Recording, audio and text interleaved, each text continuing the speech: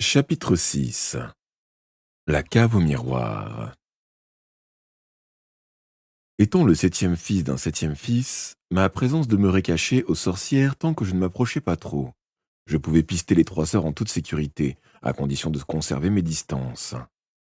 Cependant, d'autres membres encore plus dangereux de la famille Mouldil risquaient de surgir, et il me fallait être sur mes gardes. D'abord, ce fut facile. J'étais guidé par la lueur des lanternes et j'entendais de grands éclats de voix. Les filles semblaient se disputer. Malgré toute mon attention, je posai soudain le pied sur une branche qui se brisa avec un claquement sec. Je me figeai, effrayé. Mais elles continuèrent, plus bruyantes que jamais, inconscientes d'être suivies.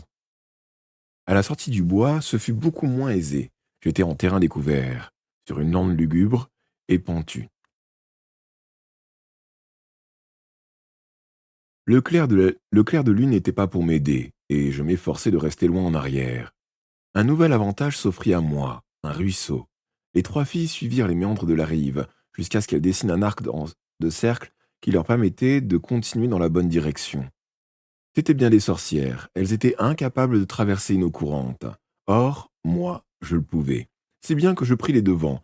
Alors qu'elles quittaient la lande, j'avançai sur un chemin parallèle au leur, dissimulé autant que possible dans l'ombre des arbres et des haies. Puis le terrain devint plus rocailleux.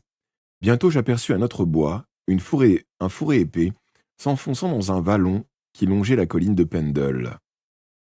Je ralentis, creusant un peu plus d'écart entre nous. Ce ne fut qu'après avoir pénétré sous les arbres que je remarquai une chose étrange. Les trois sœurs avaient cessé de parler à haute voix. Elles ne faisaient plus aucun bruit. Un silence inquiétant s'installa comme si la nature retenait son souffle. Jusque-là, seule une brise légère avait soufflé. À présent, pas une feuille ne remuait. On n'entendait pas même la course ténue des petites créatures de la nuit, souris ou hérissons, à croire que la vie s'était retirée de ces lieux. Alors, avec un frisson d'horreur, je compris où j'étais. Je traversais ce que le père Stock avait appelé la combe aux sorcières, et toute personne qui passait par là ou marchait simplement à la lisière du bois devenait la proie des sorcières mortes. Pardon. Chaque année, des gens disparaissaient. Agrippé à mon bâton, je m'immobilisais, l'oreille tendue. Rien ne bougeait, mais le sol était mou sous mes pieds. Des décades d'automne humide avaient fourni aux sorcières mortes de parfaits repères où se terrer. L'une d'elles pouvait fort bien être là, cachée sous les feuilles. Un pas de plus, et elle attraperait ma cheville. Elle y enfoncerait les dents et sucerait mon sang, s'affermissant à chaque aspiration. Je tentais de me convaincre que si cela était, je saurais me libérer à coups de bâton. Il n'empêche que je devais faire vite. À mesure que la sorcière gagnerait des forces, je perdrais les miennes. Et si j'avais affaire à l'une des plus puissantes Et si j'avais affaire à l'une des plus puissantes Selon le père Stock, elles étaient deux ou trois à rôder bien au-delà de la combe, à la recherche de victimes. Essayant de chasser cette pensée de mon esprit, je repris ma route, lentement, prudemment. Je me demandais pourquoi les trois sœurs s'étaient tues. Craignaient-elles, elles aussi, les sorcières mortes? Et si oui, pourquoi? N'étaient-elles pas de la même espèce? Je me souvins alors des explications du père Stock. Les trois conventus étaient ennemis depuis toujours. Malgré les mariages entre les membres des Dînes et des Malkines, les clans ne se rassemblaient que pour unir leur noir pouvoir. J'ai l'impression d'avoir du mal à articuler, je suis désolé. Les sœurs Mouldil redoutaient peut-être de rencontrer une morte d'une famille rivale. Ce furent des moments oppressants. Je risquais une attaque à chaque seconde. Enfin, j'atteignis l'autre bord de la combe, bien soulagé de sortir de l'ombre des arbres. Baigné par la clarté de la lune, je retrouvai la lumière dansante des lanternes devant moi. J'entendis de nouveau les voix irritées des trois sœurs qui reprenaient leur dispute. Après une dizaine de minutes, elles descendirent une pente raide. À quelque distance de là, je vis rougeoyer un feu dont les flammes montaient vers le ciel. Je ralentis et traversai un abatis d'aulnes et de hêtres, dont les troncs attendaient d'être ébranchés et débités, ce qui me fournit une bonne cachette.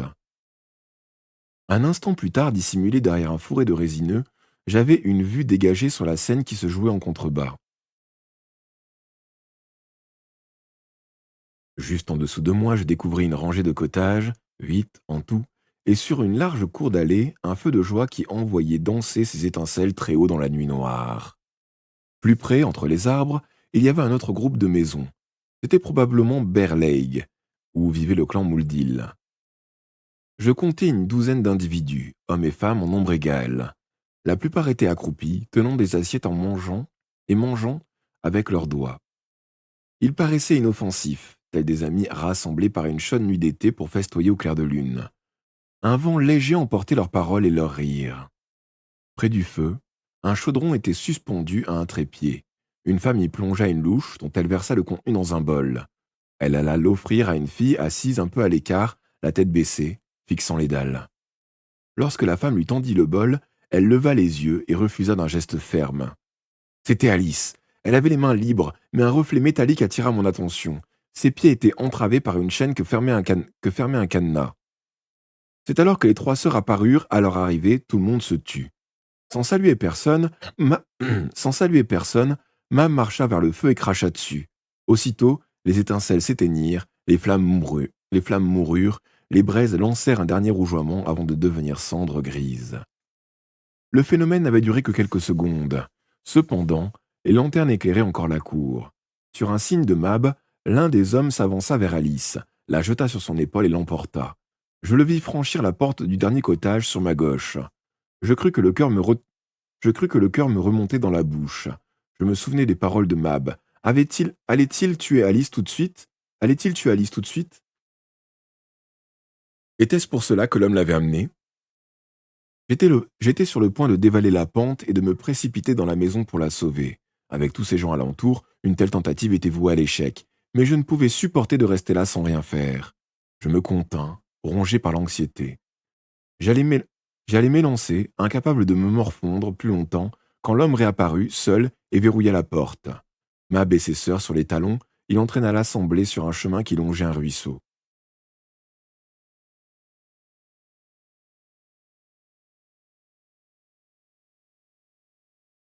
J'attendis que tout le monde ait disparu, puis je m'approchai prudemment. Il y avait peut-être dans le cottage quelqu'un qui n'avait pas pris part aux réjouissances. Aurait-il laissé Alice sans surveillance? Cela semblait peu proba- Cela semblait peu pro- Cela semblait peu probable. J'arrive pas à le dire. Cela semblait peu probable. Arrivé devant la maison, j'ouvris avec le passe-partout que m'avait donné Andrew, le frère de l'épouvanteur, et entrai. Je me trouvais dans une cuisine en désordre. À la lumière de trois chandelles de cire noire, je découvris un évier encombré de vaisselle sale. Le carrelage était où Le carrelage était couvert d'ossements d'animaux émaculés de graisse. Tout en tirant silencieusement la porte derrière moi, je scrutais chaque recoin, prêt à bondir au premier danger. La pièce paraissait vide, mais je me tins un moment immobile, l'oreille tendue. L'odeur de graillon et de pourriture m'emplissant les narines, je m'efforçai de respirer lentement pour calmer ma nervosité. L'endroit était presque trop silencieux. J'avais du mal à croire que, si elle était vraiment seule, Alice ne fasse aucun bruit. L'angoisse me prit à la gorge, tandis que mon cœur martelait ma poitrine. L'avait-on déjà tué? L'homme l'avait-il porté dans la maison pour accomplir cette sinistre besogne? L'horreur de cette pensée me remit en mouvement. Il me fallait visiter chaque pièce l'une après l'autre. La maison ne comportant qu'un rez-de-chaussée, il n'y avait pas d'étage à explorer. Dans la cuisine, une porte donnait sur une chambre en pagaille, au lit défait, au drap sale.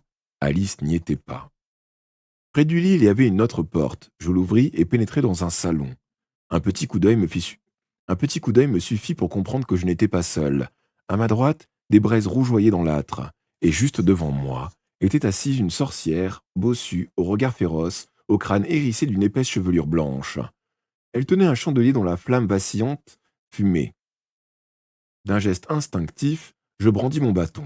Elle leva le poing vers moi et ouvrit la bouche, mais pas un son n'en sortit. Elle n'était pas dans la pièce. Face à moi était suspendu un grand miroir. La sorcière l'utilisait pour m'observer à distance. Où était-elle? À des milles de là, ou à portée de main? Quoi qu'il en soit, à l'aide d'un autre miroir, elle pouvait prévenir les Mouldiers qu'un intrus était dans la maison. Dans combien de temps quelqu'un surgirait-il? À ma gauche, je distinguais un escalier s'enfonçant dans l'obscurité. Une cave. Alice était-elle en bas? Je m'emparai d'une chandelle noire qui brûlait sur le rebord de la fenêtre et, ignorant la sorcière qui continuait à fulminer en silence, je descendis les marches. En bas, je trouvai une porte fermée. Ma clé eut vite raison de la serrure. Je poussai le battant et éclairai les réduits. Une vague de soulagement me submergea quand je découvris Alice, assise, le dos au mur près d'un tas de charbon. Une expression d'effroi lui tordit le visage. Puis elle me reconnut et lâcha un gros soupir. « Oh, Tom, c'est toi! J'ai cru qu'il venait me tuer! » Tout va bien. la rassurai-je en m'agenouillant près d'elle. Tu seras libre dans 1 minute. J'ouvris le cadenas et libérai mes jambes de la chaîne. Et libérai ses jambes. J'ouvris le cadenas et libérai ses jambes de la chaîne. Jusque-là, pas de problème. Mais quand je l'aidai à se remettre sur ses pieds, elle se mit à trembler, l'air terrorisé. La bizarrerie de la pièce me frappa alors. Elle était trop brillamment éclairée. Une seule chandelle ne pouvait produire autant de lumière. Je trouvai aussitôt l'explication. Sur chacun des murs, à hauteur de ma tête, était accroché un grand miroir au cadre de bois noir ornementé. Il reflétait indéfiniment la flamme de la chandelle, et dans chaque miroir, un visage me fixait avec des yeux haineux. 3 étaient ceux de sorcières à l'air féroce, aux cheveux en bataille. Je pris d'abord la 4e pour celui d'un garçonnet.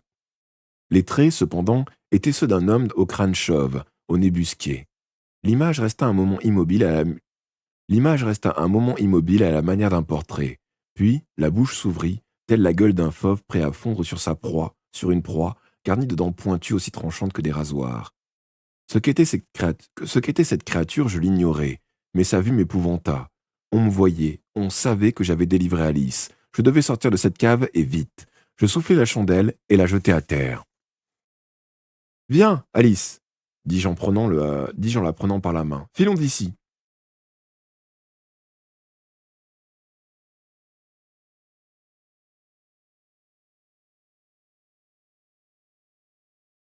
On dit cottage? Cottage, autrement?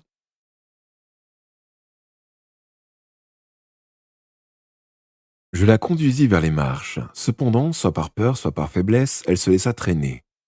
Qu'est-ce que tu as? M'énervai-je. Allez, viens, ils peuvent surgir d'un instant à l'autre. Ce n'est pas si simple. Ils n'ont pas seulement mis des chaînes, je suis lié à cet endroit. Je ne pourrai pas aller au-delà de la cour. Je la dévisageai dans l'ombre de l'escalier. Un sortilège? Je connaissais déjà la réponse. Mab avait parlé d'un lien. Elle n'avait pas menti. Alice hocha la tête d'un air désespéré.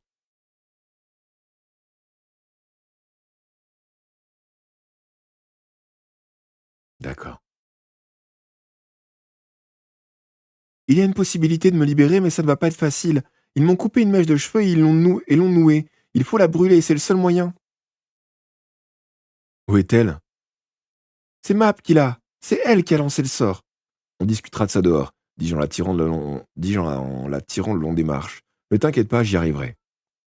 Malgré ce ton confiant, j'avais le moral au fond des bottes. L'espoir de reprendre à Mab cette mèche de cheveux était bien mince, entourée qu'elle était de tous les membres de son clan. Je finis par hisser Alice hors de la cave. Dans le salon, le visage s'était retiré du miroir. La sorcière qui m'avait espionné était-elle déjà en route? Nous traversâmes la chambre et la cuisine. Lorsque j'ouvris la porte, mon cœur fit un bond. Des voix furieuses montaient au loin, se rapprochant à chaque seconde. Je m'engageai dans la cour. Je voulais rejoindre le sentier devant la maison. Alice haletait, n'avançant qu'à grande peine, le front couvert de sueur. Soudain, elle s'arrêta et lâcha dans un sanglot. Je ne peux pas faire un pas de plus. Je vais te porter, décidai-je. Mam m'a dit que tu ne dépasserais pas 100 pas autour de ton point d'attache. Si je t'emmène au-delà, ça ira peut-être. Et, sans attendre sa réponse, je l'attrapai par les jambes et la basculai par-dessus mon épaule droite. Mon bâton serré dans ma main gauche, je sortis de la cour, m'engageai sur le chemin et descendis dans le lit du ruisseau aux eaux rapides. En prenant pied sur l'autre rive, je me sentis mieux. J'avais mis une barrière entre les sorcières et nous. Elles seraient obligées de faire un long détour. Cela nous donnait le temps d'arriver à Dunholm. Alice était lourde et ne cessait de gémir comme si elle souffrait. Ça ne va pas? Demandai-je. Elle me répondit par un autre gémissement, mais je n'avais pas d'autre solution que de continuer.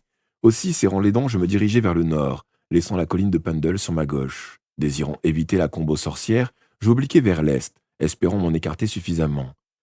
J'atteignis bientôt un autre ruisseau. Ne percevant aucun signe de poursuite, je déposai Alice dans l'herbe de la berge. Elle avait les yeux fermés, et je m'inquiétais. Était-elle endormie ou inconsciente?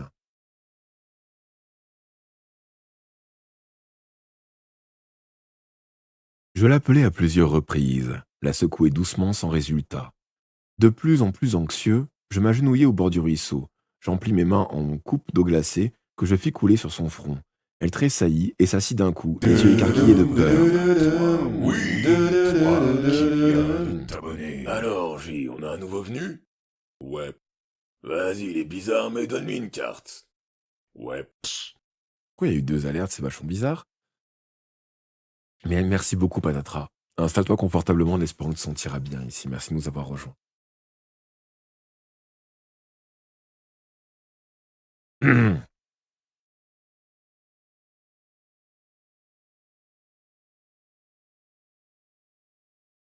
Tout va bien, Alice. On leur a échappé, on est sains et saufs. Sauf? Tu t'imagines qu'on est sauf? Ils vont nous poursuivre. Mais non, on a franchi le ruisseau, celui qui longe le chemin. C'est de l'eau courante, les sorcières ne peuvent. Elle m'interrompit d'un geste. Allons, Tom, des tas de ruisseaux descendent de cette affreuse colline. Crois-tu que des sorcières s'installeraient dans une région où il leur serait aussi difficile de se déplacer? Elles ne sont pas idiotes. Elles ont construit des écluses sur les lieux stratégiques. Il leur suffit de tourner une manivelle et une planche de bois vient couper le courant. Bien sûr, l'eau finit par déborder, mais ça leur donne largement le temps de traverser. Et si je ne m'abuse, elles ne doivent pas être loin. Alice avait à peine fini de parler que j'entendis des appels sous les arbres, à quelque distance derrière nous. Je lui tendis la main pour l'aider à se relever. Tu peux marcher? Oui, je crois. Tu m'as mise hors de portée des effets du sort. Ça m'a fait mal, mais je suis libre, à présent.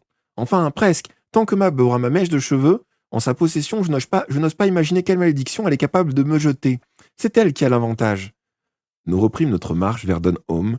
D'abord, Alice avança avec difficulté, mais elle reprenait de la vigueur à chaque pas, et bientôt, nous progressâmes à bonne allure. Malheureusement, nos poursuivants gagnaient du terrain. Alors que, montant la pente de la lande de Dunhome, nous pénétrions dans un petit bois, je sentis la main d'Alice se poser sur mon bras. Qu'est-ce qu'il y a Qu'est-ce qu'il y a demandai-je. Il faut continuer, sinon. Il y a quelqu'un là, devant, souffla-t-elle. Une sorcière morte.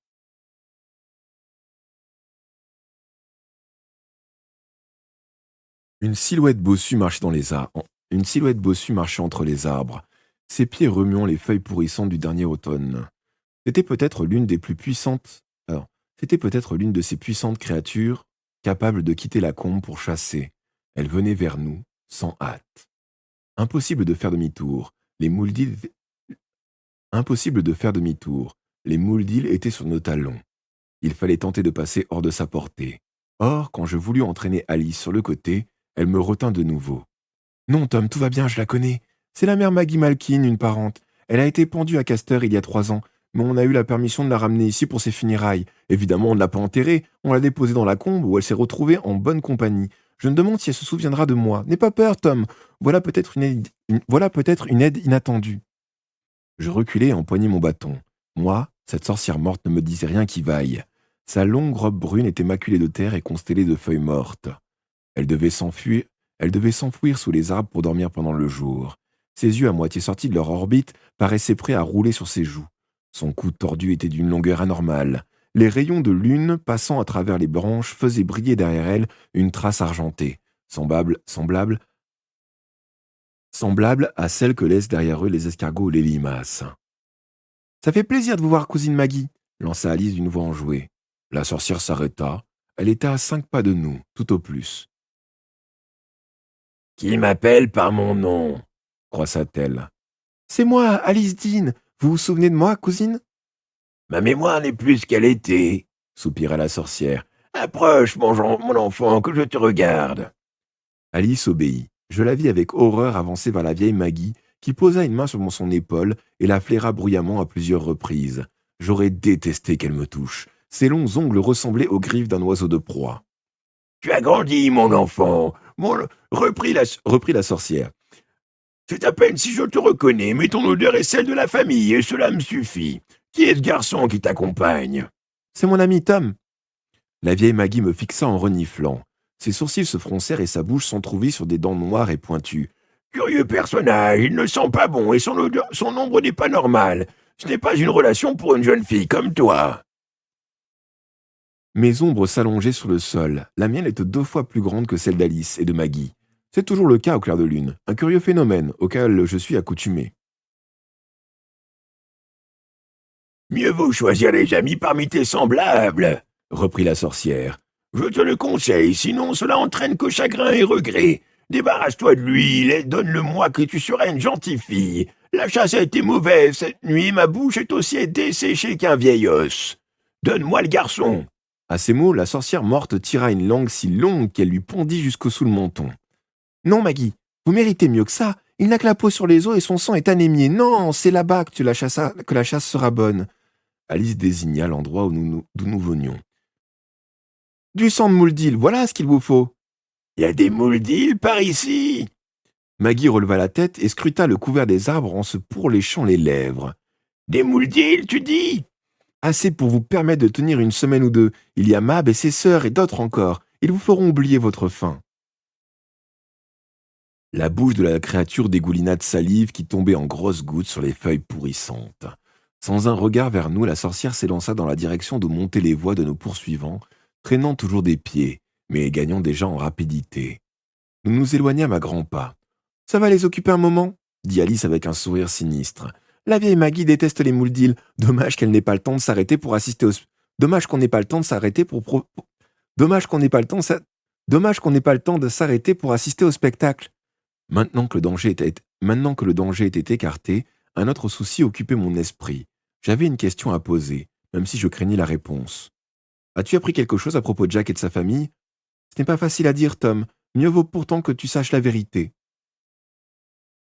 Mon cœur sombra dans ma poitrine. « Ils sont morts, n'est-ce pas ?»« Ils étaient encore vivants il y a 2 jours. Seulement, ils ne le resteront pas longtemps, si on n'agit pas.